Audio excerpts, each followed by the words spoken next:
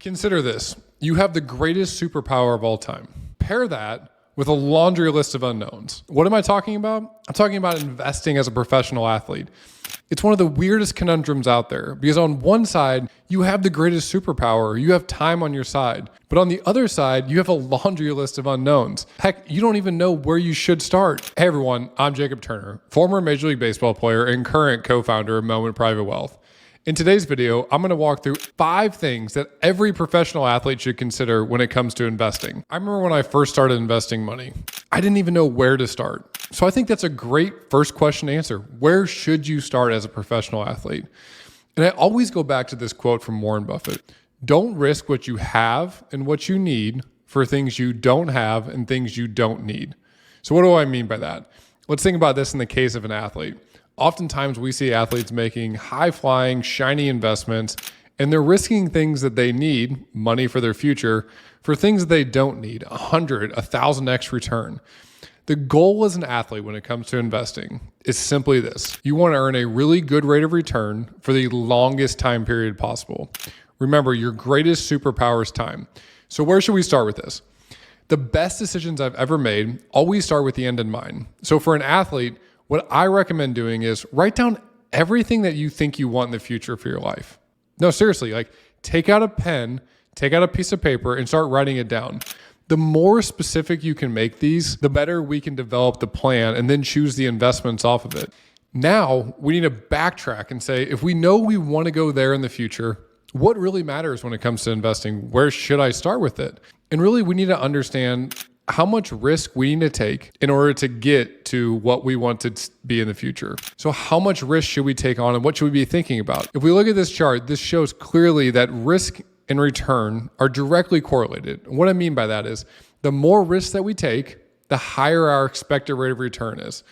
So on one side of the screen, we'll be able to see that if we were to take less risk, which would be essentially 100% of our money in bonds, this is the safe assets, and 0% of our money in stocks, which is our growth assets, we can see that our return is going to be significantly lower than if on the other side of the page, we see if 100% of our money was in growth assets or stocks and 0% of our money was in safety or bonds, we can see that expected rate of return is going to be double digits. So the risk that we are willing to take will ultimately affect the return that we have in the portfolio. But we always need to go back to what are we trying to accomplish? So you need to take the piece of paper that you have to better understand how much risk you should potentially be taking in the future. And that's the first thing I want you to think about as an athlete. The second question that I want to answer is, what should I focus on? Now look, the headlines for professional athletes in investing read something like this. MVP invests in this high-flying stock, this high-flying growth investment, and he hits a home run with it. Now I'm not saying that doesn't happen, but the reality is that might not be your situation. And frankly, it doesn't really matter because money's personal to you. We want to make sure that the money that you're investing connects back with what's on that piece of paper that we talked about, your future goals. So what should you focus on? I tell every athlete, as much as we want to focus on the upside, whatever that potential rate of return is, we really want to be focusing on what is the downside. And what I mean by that is the hardest thing to do with money is to build the initial snowball. The biggest advantage you have as a professional athlete is you're getting a lot of money in a really short period of time that allows you to build your snowball far faster. Picture this, picture a snowball going down the hill.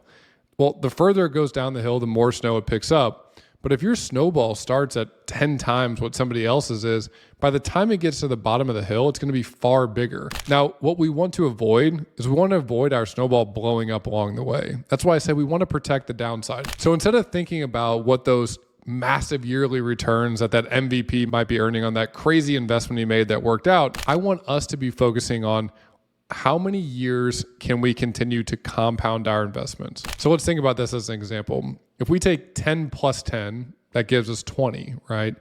If we take 10 times 10, that gives us 100. You see, that's the power of compounding. It's multiplying year after year after year after year of investing money. So when I think about investing money for professional athletes, the number one question that I want you guys to think about is, what should I be doing to protect my downside? Because our goal with investing money is we want to earn a really good rate of return over the longest time period possible. Remember, Your greatest superpower is time. Third question that I want you to think about is, how do we protect our downside? So I just told you that we want to focus on protecting our downside, but how do we actually do that? What you're looking at here is something that's called a quill chart. And when the first time I saw this, I thought, what the heck is this? There's a bunch of numbers on this page, but let's break it down in really simple terms. What you're looking at here is all the different segments of the market. So let's use a sports analogy. Let's consider each one of these different colored boxes a different position in baseball. We have the catcher, the first baseman, the second baseman, the shortstop, the third baseman, the pitcher, the left fielder, the center fielder, the right fielder. And we know that on our team, there's going to be 3 to 4 guys this year that might hit 300. We also know there's going to be 3 to 4 guys that are going to really struggle. Maybe they're going to hit 200 or less. But there's no accurate way for us to be able to predict which one of those players are going to hit 300 and which one of those players are going to hit 200. Well, that's essentially what this quill chart says. It says that when we're investing money in different segments of the market, when we're picking those different players that are on the field, there's no accurate way to be able to predict which one of these boxes is going to be at the top in a given year and which one of these boxes is going to be at the bottom in a given year. And that right there is how we protect our downside. We protect our downside by, instead of buying one segment of the market, by instead of putting all of our chips into our shortstop to hit 300 that year, we put our chips across the field and we say, we're going to put some chips towards the third baseman. We're going to put some chips towards the shortstop and the second baseman, the first baseman, and on down the line. And that is diversification. What diversification helps you do as an athlete when you're investing money is it helps you protect your downside. It helps to reduce your chances of blowing up that snowball and earn that really good rate of return over the longest time period possible. We talked a little bit about where to start, what to focus on, how to protect our downside. Now let's talk about answering this question. How much risk should I take? And really, I like to think about it in 2 buckets. 1 is the ability to take risk, and 2 is the desire to take risk. So let's go back to that quote from Warren Buffett. We don't want to risk things that we have and that we need for things that we don't have and we don't need. So risk is really this art in science. It's a combination of all these different factors. But if we just think about it in the 2 buckets, ability to take risk and desire to take risk. When I say ability to take risk as an athlete, what this means is, do you have the ability to position more of your chips towards the growth bucket? What that means is the waves are going to be a little bit bigger in that wave pool than if we have all of our chips positioned towards the defensive bucket. The waves are going to be a little bit calmer, but we also know that if we're able to position more of our chips towards the wave pool that's a little bit bigger, our rates of return in the future are most likely going to be higher. Now, the ability to take risk really comes from a spending perspective. We'll use an example. If you have a $10 million portfolio, but you're spending $1 million per year, that means that we need to make sure that we have plenty of money in the defensive bucket, because the reality is we can't afford to have a down year or 2 down years because we're spending a lot off of our portfolio. Versus if you're only spending $250,000 a year off of your $10 million portfolio, you're going to have the optionality, you're going to have the ability to take risk that somebody that's spending $1 million is not going to have. So that's the ability to take risk. The second factor is the desire to take risk. And this is ultimately a personal decision that a lot of athletes make. It's our job from the financial side to help coach the athletes that we work with on how much risk they should potentially take. But ultimately, it's their decision on what level of risk they're comfortable with. The number one thing I tell our professional athletes is this: we want to pick an investment portfolio that allows you to reach your goals and allows you to sleep at night. It does nobody any good to take on some level of risk that you're not comfortable taking on. And the reality is, I want you to remember this. As your investment portfolio continues to grow, every year that you have an up year or a down year, you go up 10%, down 10% in a year. The percentage doesn't really matter that much. What matters is the fluctuation in dollars. A $1 million portfolio going up 10% is $100,000.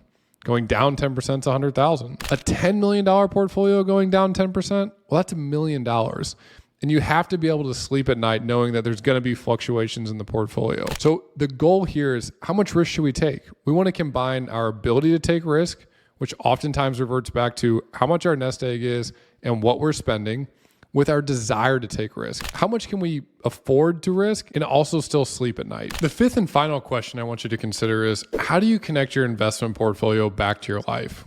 The reality is, returns and good returns are great, but we want to make sure that your investment portfolio is connected back to your life.